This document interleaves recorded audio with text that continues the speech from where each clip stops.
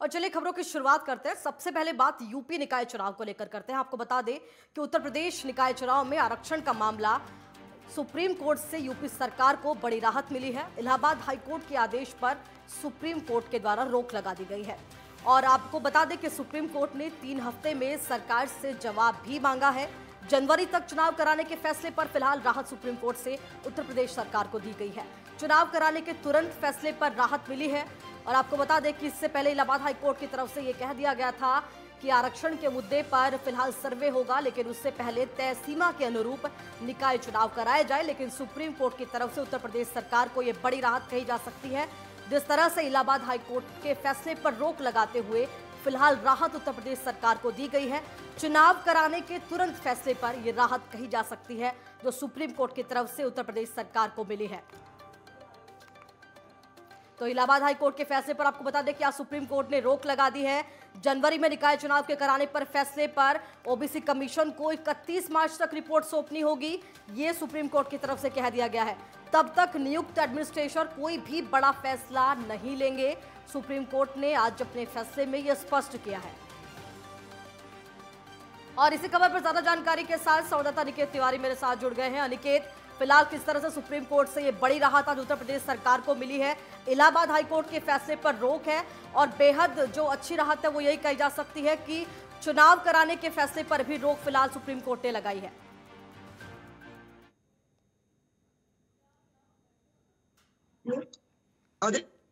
Lucknow bench ने जो फैसला सुनाया था कि जो निकाय चुनाव उन्हें 31 जनवरी तक बिना ओबीसी आरक्षण के कराने के लिए हाईकोर्ट ने जो आदेश किए थे, उस आदेश के पर अपील उत्तर प्रदेश सरकार ने की थी सुप्रीम कोर्ट में और उसका फैसला आ चुका है। और पूरी तरह सुप्रीम कोर्ट ने कहीं ना कहीं जो ओबीसी आरक्षण के जो आयोग जो गठन किया गया था उसको ये जिम्मेदारी दे दी है 3 माह तक, यानी कि मार्च तक वो अपनी पूरी रिपोर्ट हालांकि इस बीच जो चेयरमैन और मेयर है उनके जो फाइनेंशियल जो वर्क है वो सारे वर्क अब एडमिनिस्ट्रेशन देखेगा, यानी कि नगर आयुक्त के पास वो सारे काम अब चले जाएंगे। तब तक कोई भी फैसला नहीं लिया जाएगा। तो यकीनन तौर पर जो अपील की गई थी उत्तर प्रदेश सरकार की तरफ से जो सॉलिसिटर तुषार थे उन्होंने जो उत्तर प्रदेश सरकार की तरफ से जो अपील की थी कि जो आयोग का जो गठन किया गया है, अब उस आयोग को अपनी रिपोर्ट सामने पेश करनी चाहिए। उसके बाद उत्तर प्रदेश में निकाय चुनाव कराए जाए। और अब सुप्रीम कोर्ट ने जिस तरह से फैसला सुना दिया है कि अब जो आयोग है जो गठन किया गया था जिस आयोग का ओबीसी आरक्षण के लिए, अब वो अपनी रिपोर्ट पूरी पेश करेगा मार्च तक। उसके बाद ही उत्तर प्रदेश में निकाय चुनाव विशाखा होते हुए नजर आएंगे। बिल्कुल अनिकेत, फिलहाल मेरे साथ वरिष्ठ पत्रकार के तौर पर मनीष शुक्ला भी जुड़ गए हैं। मनीष जी, ये कितना महत्वपूर्ण हो सकता है, क्योंकि मुख्यमंत्री योगी आदित्यनाथ ये कह चुके हैं कि पहले वो ओबीसी आरक्षण को राज्य में लागू कराएंगे, उसके बाद चुनाव होगा। सुप्रीम कोर्ट का ये फैसला कितना महत्वपूर्ण मुख्यमंत्री के लिए भी है? बिल्कुल, सरकार ने देखिए पहले ही अपनी जो मंशा है वो स्पष्ट कर दी थी। स्पष्ट रूप से कहा गया था कि जब तक ओबीसी का पूरा जो है एक जो आरक्षण है वो सारे निकायों में लागू नहीं हो जाएगा तब तक वो चुनाव नहीं कराएंगे। इसके लिए उन्होंने 6 महीने का समय पहले ही मांग रखा था। और सुप्रीम कोर्ट ने आज जिस तरह का एक तरह से इनको जो एक दिशा निर्देश दिए हैं, वर्डिक्ट नहीं कहेंगे, दिशा निर्देश जो है वो जल्दी से जल्दी जो है वो सरकार को अब काम करना पड़ेगा। और पूरा जो अपना जो है जो चुनाव का जो 6 महीने का जो इनका एक वो था प्लानिंग थी कि 6 महीने में जितने भी निकाय हैं सब में जो है आरक्षण की जो नीति है वो लागू करके उसके बाद में चुनाव कराए जाएंगे। तो चुनाव जो है वो मार्च तक उम्मीद ये की जा रही है कि अगले 3 हफ्तों में जो प्रारंभिक रिपोर्ट आयोग का गठन हो चुका है और प्रारंभिक रिपोर्ट वो आ जाएगी।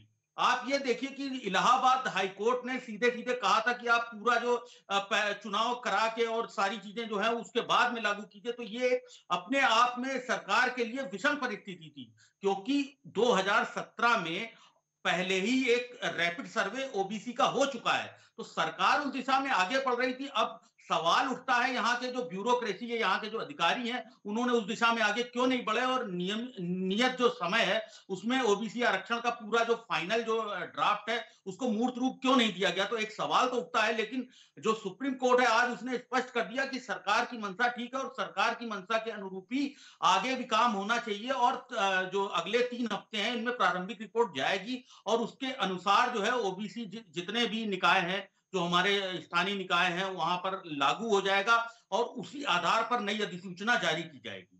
बिल्कुल। और अगर निकाय चुनाव की दृष्टि से बात की जाए तो कितना महत्वपूर्ण निकाय चुनाव के लिए भी रहेगा, क्योंकि आरक्षण की बात देखिए निकाय चुनाव से पहले मुख्यमंत्री कर रहे हैं और कहीं ना कहीं अपने उस वादे को यहां पर पूरा करने की दिशा में भी बढ़ रहे हैं। इस बात का कहीं ना कहीं अंदेशा सुप्रीम कोर्ट की तरफ से भी लगा दिया गया है। निकाय चुनाव के लिए भी लिहाज से कितना महत्वपूर्ण ये रह सकता है सुप्रीम कोर्ट का फैसला? देखिए, ये एक जो ये सुप्रीम कोर्ट का दिशा निर्देश है, बहुत ही ऐतिहासिक कदम इस पे होगा, क्योंकि आप ये देखिए, चाहे विपक्ष हो चाहे सत्ता पक्ष हो, आज विपक्ष भी यही मांग कर रहा है कि जिसकी जितनी भागीदारी उसकी इतनी हिस्सेदारी। तो सरकार जो है, मोदी जी भी वही कह रहे हैं कि जो अगली जो नई जो शताब्दी है, नया जो दशक है, वो पूरा जो पिछड़े और दलितों का है। तो ये सरकार की मंशा के अनुरूप ही एक आगे बढ़ने वाला कदम है, जिसमें जो दबे कुचले पिछले समाज के लोग हैं उनको आरक्षण दिया जाएगा, उनको मौका दिया जाएगा, राजनीतिक रूप से उनको शक्ति दी जाएगी।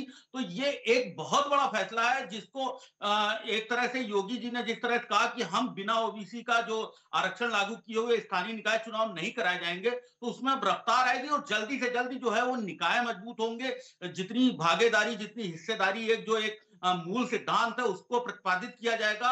और लोगों को जो आज ये लग रहा था कि सरकार जो है वो कहीं ना कहीं ओबीसी आरक्षण पे भाग रही है, तो उसमें ये लग रहा है कि सरकार अब लोगों के साथ खड़ी हुई है और ये फैसला कहीं ना कहीं जनहित को भी प्रभावित करेगा।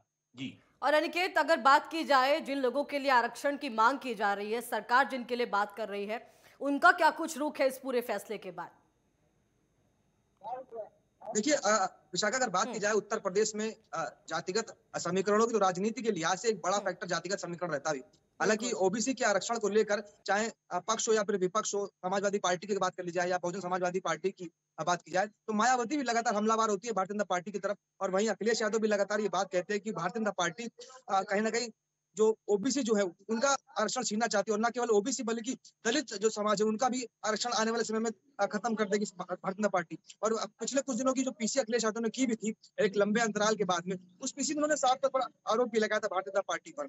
लेकिन अब जिस तरह से आदेश आ चुका है सुप्रीम कोर्ट का, और जो आरक्षण की जो बात भारतीय जनता पार्टी ने की थी, जो अपील की थी, जो सॉलिसिटर तुषार मेहता थे, उन्होंने जो अपील की, उसके बाद जो फैसला सामने आया, तो इससे एक बात तो खैर साफ हो जाती है कि जिस तरह से जो विपक्ष जो आरोप लगा रहा था, वो आरोप कहीं ना कहीं निराधार साबित हो रहे हैं। और अब आने वाले समय में जो मार्च में जो रिपोर्ट सामने आएगी, उसके बाद उत्तर प्रदेश में निकाय चुनाव में उनका रास्ता साफ होता हुआ नजर आएगा। विशाखा, अब बिल्कुल अनिकेत, कहीं ना कहीं महत्वपूर्ण ये फैसला सुप्रीम कोर्ट का उत्तर प्रदेश में सभी चुनाव के लिए रहेगा। और कहीं ना कहीं अगर विपक्षी दलों की बात की जाए तो देखिए, चाहे वो सपा है या बसपा है, जिस तरह से दलित कार्ड दोनों ही राजनीतिक दलों की तरफ से सामने रखा जाता है, खेला जाता है, लेकिन मुख्यमंत्री योगी आदित्यनाथ ने देखिए एक ओबीसी आरक्षण यदि राज्य के अंदर लागू होता है तो सभी जो अपने प्रतिद्वंदी राजनीतिक दल है उनको पछाड़ते हुए ये एक बड़ी भूमिका मुख्यमंत्री योगी आदित्यनाथ की उत्तर प्रदेश में बनेगी।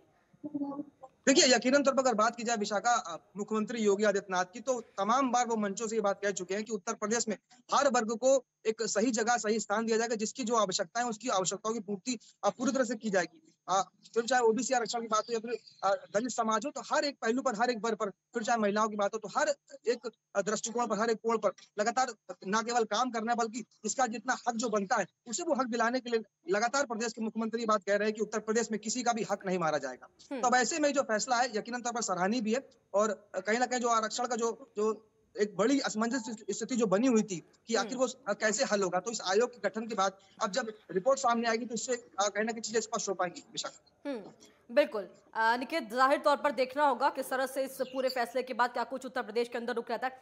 मनीष जी, अगर बात की जाए तो देखिए, यदि मुख्यमंत्री योगी आदित्यनाथ ओबीसी आरक्षण को उत्तर प्रदेश के अंदर लागू करवाने में पूरी तरह से सफल होते हैं, तो क्या कुछ जो आने वाले दिनों के अंदर, चाहे वो उनके राजनीतिक दल, जिस तरह से अभी हम बात कर रहे थे, बसपा है या फिर सपा है, कितना मुश्किल उनके सामने भी यहाँ पर चुनावी टक्कर अगर 2024 के लोकसभा चुनाव की दृष्टि से भी देखें तो रहेगी?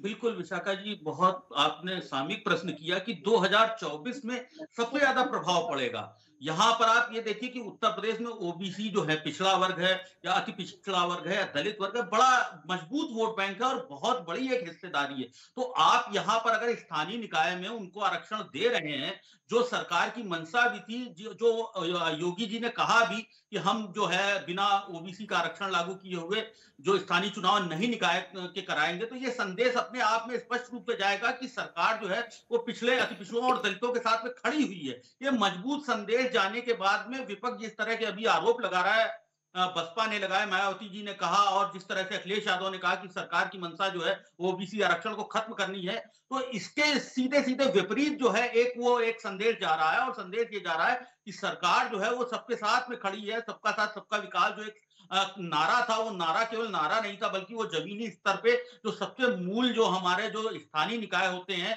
जो बिल्कुल रीढ़ होती है राजनीति की, वहां पर जाके लागू किया जा रहा है। तो अपने आप एक बड़ा संदेश है, और ये संदेश बिल्कुल मनीष निश्चित जी, रूप तो से कहीं ना लोगों कहीं तक जाए। मुख्यमंत्री योगी आदित्यनाथ यहाँ पर सभी वर्गों को साधते हुए और अपनी जमीन को मजबूत करते हुए हम ये कह सकते हैं कि 2024 के लिए भी उत्तर प्रदेश को लिए तैयार हो रहे हैं। फिलहाल आप दोनों का बहुत बहुत धन्यवाद हमारे साथ जुड़ने के लिए।